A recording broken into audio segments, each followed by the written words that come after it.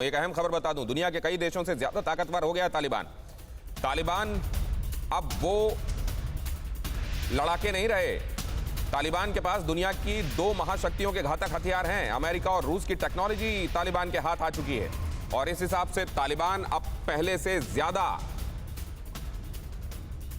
Substantive force बन गई है। अब अगर ऐसा है तो तालिबान अपने आप को तब्दील भी कर रहा है। तालिबान इंटरनेशनल फ्रेटर्निटी से खुद को स्वीकार किए जाने के संदर्भ में आवश्यक परिवर्तन भी ला रहा है। लेकिन क्या इन परिवर्तनों के साथ वो जो ट्रैक रिकॉर्ड तालिबान का रहा है वो भी लोग भूलने के लिए तैयार होंगे और इस तब्दीली को वेलकम करेंगे और फिर उसके बाद ये समझा जाएगा कि तालिबान ने खुद को अपने विचारों, अपने अप्रोच और उसका जो एक तरीका रहा है उसके साथ भी बदल लिया है क्या, या वो चीजें वो अंदेशे अपनी जगह कायम रहेंगे? काश्वर,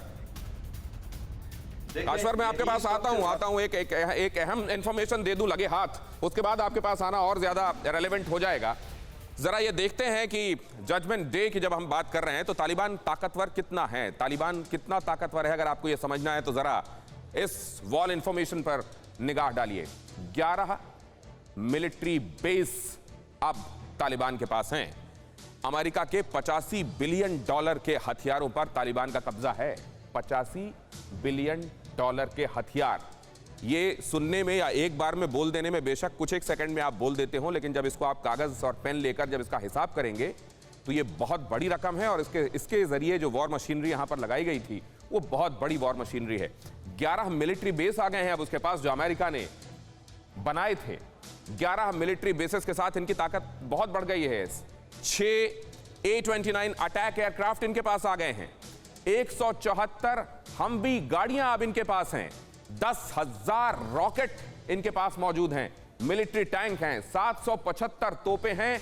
61,000 राउंड गोलियां अभी तक वो जो ऑफिशियली रिकॉर्डेड हैं, उसके अलावा भी बहुत सारी मौजूद हैं। 9 लाख से ज्यादा एमुनिशंस इनके पास जो रिकॉर्ड जो रजिस्टर में लिखे हुए हैं वो इनके पास अब मौजूद हैं।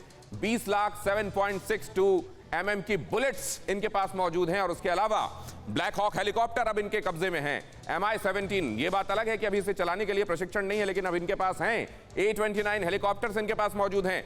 211 एयर प्लेटफॉर्म्स इनके पास मौजूद हैं और इतनी बड़े इंफ्रास्ट्रक्चर के साथ, एयर बेस के साथ, एयर प्लेटफॉर्म्स के साथ और इतनी बड़ी मशीनरी अब इनके पास अगर है तो आप समझ सकते हैं कि ये तालिबान वो तालिबान नहीं रहा जिसको आप आज तक जानते रहे हैं। आतंकी कैसे अब बन गया है आर्मी मैन, जिसका जिक्र हम कर रहे थे।